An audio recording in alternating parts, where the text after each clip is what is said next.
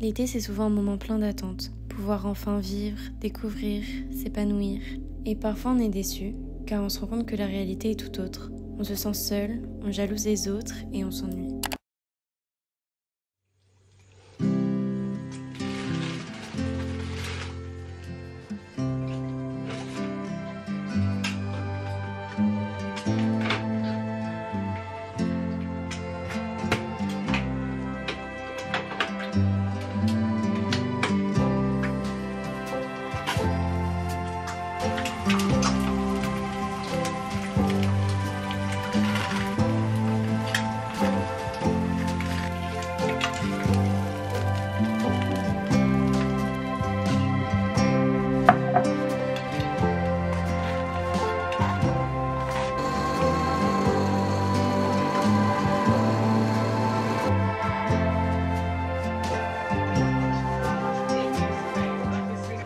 Faire un petit programme du jour puisque j'ai prévu quelques petits trucs à faire aujourd'hui. J'ai décidé d'aller dans un parc parce que normalement il fait beau et j'ai même sorti vraiment la petite robe qui crie pique-nique dans un parc en fait, genre cottagecore. Et bref, du coup je pense que j'en ai de quoi faire du dessin parce que ça fait extrêmement longtemps que j'ai pas dessiné et c'est quelque chose, c'est pas une passion mais c'est quelque chose que j'aime bien faire de temps en temps. Donc je pense faire ça. Je vais prendre de quoi faire du journaling. Sinon je vais juste prendre mon livre pour lire quand je serai là-bas. Et je pense y passer genre 2-3 heures, je verrai en fonction de comment je le sens. Et j'ai trop hâte. Vraiment quand on dit romantiser sa vie, c'est vraiment ça. C'est vraiment faire tout ce que j'aurais pu faire chez moi mais dans un petit parc tout mignon, en portant une belle robe.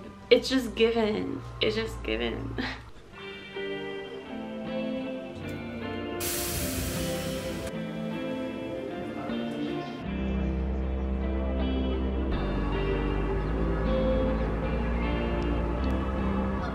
On oublie souvent qu'être seul ne veut pas dire ne rien faire, qu'on n'a pas besoin d'attendre les autres pour vivre.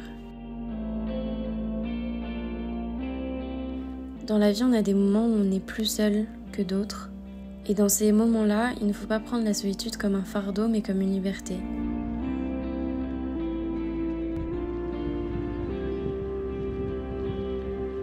Parce qu'en réalité, ça vous donne l'opportunité de faire ce que vous voulez, quand vous voulez, comme vous voulez.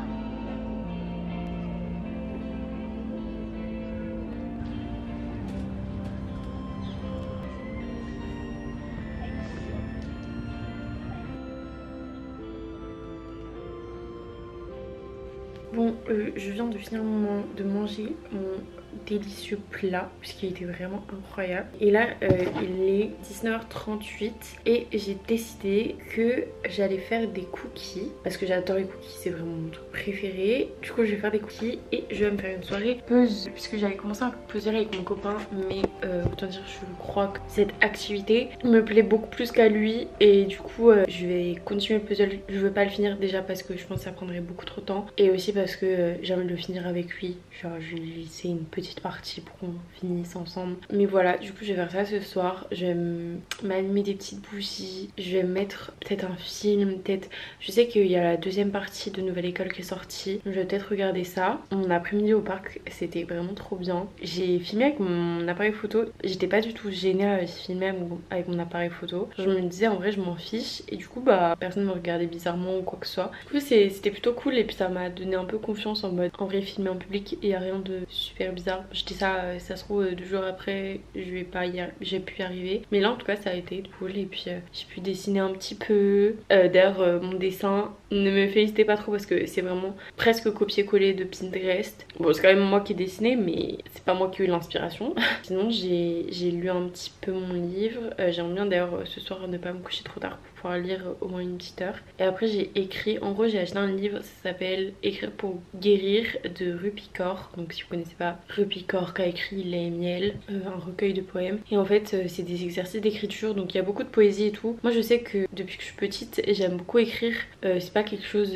Par exemple, je sais pas du tout écrire un poème en soi. Et quand j'étais petite, je voulais écrire des livres, mais franchement, ça m'a vite passé. J'ai plus du tout envie d'écrire un livre. Mais j'ai toujours aimé en tout cas écrire. toujours quelque chose que j'ai apprécié. En fait c'est un peu thérapeutique et en même temps ça me permet de pratiquer l'écriture d'une manière que je le fais pas, enfin d'une manière un petit peu plus artistique que je le ferais en faisant du journaling moi de mon côté. Mais en même temps si c'est mal écrit, si c'est moche ou quoi, je m'en fiche parce que c'est vraiment juste pour moi, pour guérir, pour un peu voilà quelque chose de très thérapeutique. Mais d'un autre côté ça peut aussi travailler ma créativité, donc ça fait un peu deux en un et franchement j'aime beaucoup. Enfin, si vous aimez l'écriture et que vous avez besoin d'un petit truc pour vous aider à faire du journaling, mais un peu, je sais pas si vous avez déjà entendu le terme shadow work, mais c'est un peu genre travailler sur toutes les choses intérieures, tous les traumas qu'on peut avoir et qui freinent dans notre vie. Ça permet de travailler là-dessus d'une manière un peu plus créative si vous aimez l'écriture. Bref, du coup là je vais faire mon petit cookie, faire mon puzzle et j'ai vraiment trop hâte. C'est vraiment le genre d'activité que j'adore.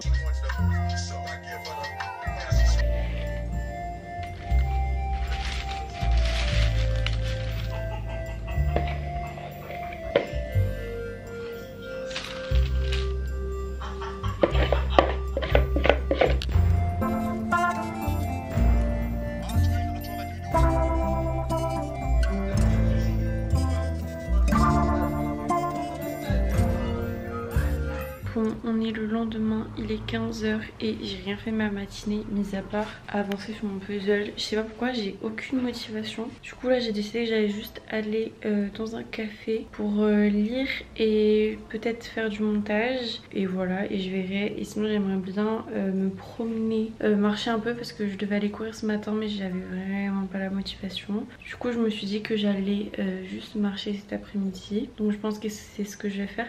Il y a moyen que je revienne poser mon ordi et qu'après j'aille marcher parce qu'un ordi pas très agréable à porter quand on marche. Du coup voilà, c'est ce que je vais faire.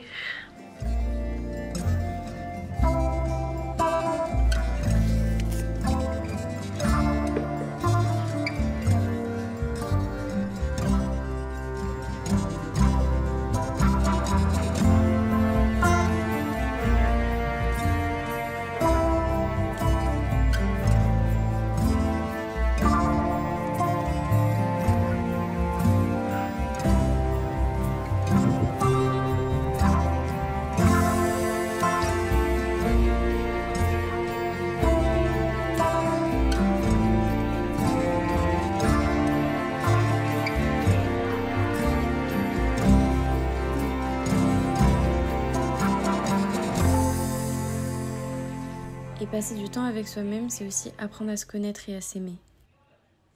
Parce qu'il y a de la joie dans le fait d'être en vie qui ne dépend de personne d'autre que de vous.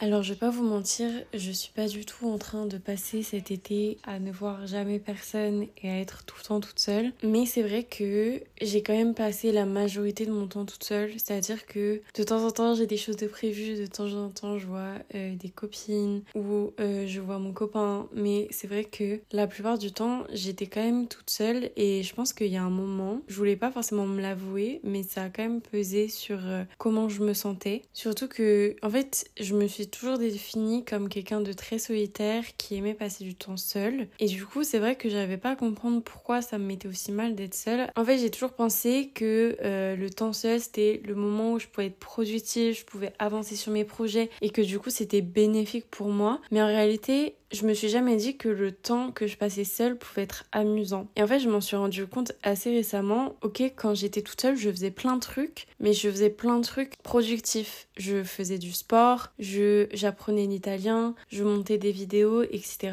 Mais en fait, c'est comme si le temps où j'étais avec les autres, c'était du temps pour m'amuser et le temps où j'étais seule, c'était du moment pour travailler. Sauf que, on est d'accord, on est quand même en vacances et même si je suis le genre de personne qui adore me lancer des nouveaux défis, me mettre à apprendre des choses que je n'ai pas forcément besoin d'apprendre, à tout le temps remplir ma to-do list de choses. Je sais même pas comment j'arrive à trouver des choses à faire, mais je trouve toujours des choses à faire. Donc en fait en soi je m'ennuyais pas, puisque j'avais tout le temps des choses à faire, mais je m'amusais pas. C'est un peu ce qui m'a donné l'envie de faire cette vidéo, c'est de m'amuser toute seule, me faire des dates à moi toute seule. Vous voyez par exemple, le fait de manger une glace, il y a un moment, je sais pas pourquoi, je me disais j'ai envie de manger une glace avec mon copain et du coup j'attendais de pouvoir voir mon copain et que mon copain ait envie de manger une glace pour pouvoir aller manger une glace. Et au bout d'un moment je me suis dit mais enfin tu peux aller manger ta glace là maintenant et après t'iras manger une glace avec ton copain si vous trouvez un moment, mais ne t'empêche pas de manger ta glace maintenant parce que t'as envie de manger ta glace maintenant. C'est ridicule. Là par exemple il y a le Comte de Monte Cristo au cinéma. J'ai personne avec qui y aller, mais je vais y aller toute seule. Je sais pas encore quand parce que le film dure quand même 3 heures, mais je sais que j'ai trouvé du temps pour y aller et le faire toute seule. Vous voyez, par exemple, il y a les 5 langages de l'amour et souvent on en parle d'un point de vue comment tu préfères recevoir ton amour avec ton partenaire et comment tu aimes donner cet amour à ton partenaire, même si en réalité les 5 langages de l'amour sont importants à donner et à recevoir dans une relation amoureuse. Mais c'est aussi le cas dans votre relation avec vous-même. Je pense que le fait de se donner de l'amour sous toutes les manières, c'est important et ça permet de se sentir bien avec soi-même. Un de ces langages, c'est le temps de qualité. Et c'est vrai que je me rends compte que je passais jamais du temps de qualité avec moi-même. Je passais du temps avec moi-même, mais pas du temps de qualité. Et c'est aussi, je trouve que c'est un des langages de l'amour les plus subtils parce que vous voyez, c'est comme ça aussi quand t'es en couple. Je pense que c'est surtout quand tu vis avec la personne où tu passes du temps avec la personne, mais tu passes pas forcément du temps de qualité. Et parfois, les relations, elles se détériorent parce que on a l'impression de oui, mais on est tout le temps ensemble. Mais est-ce que le moment où on est ensemble, c'est du temps de qualité? Et c'est pareil avec nous-mêmes. Est-ce que quand vous êtes seul, vous êtes juste là à vous ennuyer, à pas trop savoir quoi faire? C'est normal d'avoir des jours comme ça où t'as la flemme de tout et tu passes juste ta journée à regarder Netflix, surtout quand t'es en vacances. Enfin, franchement, il n'y a pas de mal à passer ce genre de journée. Surtout quand tu vas passer beaucoup de jours seul dans ton été. Quand t'es un peu comme moi, t'as pas beaucoup d'amis et tes amis ne sont pas forcément dans la même ville ou ne sont pas forcément disponibles pour passer du temps ensemble. T'es là, au départ, c'est cool, t'avances dans tes séries et tout, t'es contente, et puis au bout d'une semaine, t'es en mode bon c'est ça mon été, super été 2024, c'est pas ouf. Mais en réalité, si vous décidez de prendre du temps de qualité pour vous, allez dans un parc, allez lire dans un parc, je sais pas, vous pouvez vous mettre à la poterie, vous pouvez faire une activité puzzle comme j'ai fait, vous pouvez vous faire justement une soirée film, mais une soirée film où vous allez vous acheter des snacks, vous allumez des petites bougies, vous mettez une ambiance super cool et tout, super cosy, trop sympa et tout. Un truc en mode spa day où vous faites les ongles, vous prenez soin de vos cheveux, vous faites tout ce que vous voulez dans votre routine soin un peu pour vous-même. Vous pouvez aller marcher dans différents endroits de votre ville que vous ne connaissez pas.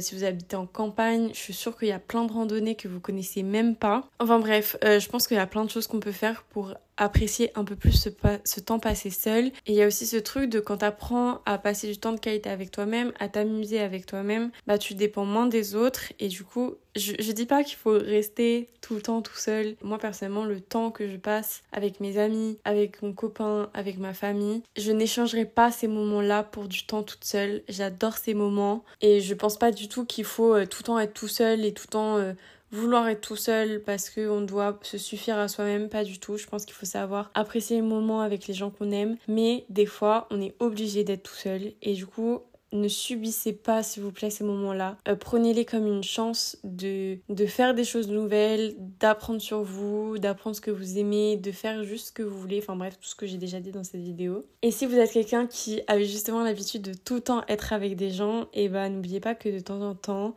prendre une journée pour vous à faire juste des trucs que vous voulez, ça peut être sympa. N'ayez pas peur d'être seul, c'est pas forcément quelque chose de négatif. Donc voilà, j'espère que cette vidéo vous aura aidé, vous aura inspiré. Elle est un peu différente que celle que je fais d'habitude, donc j'ai vraiment hâte d'avoir vos avis. N'hésitez pas à me donner vos avis sur la vidéo en elle-même, mais aussi sur le sujet. Forcément, ça m'intéresse qu'on en parle ensemble. Dites-moi si vous aimeriez d'autres vidéos comme celle-ci. Et moi, je vous retrouve très vite pour une prochaine vidéo. D'ici là, prenez grand soin de vous. Et voilà, bye.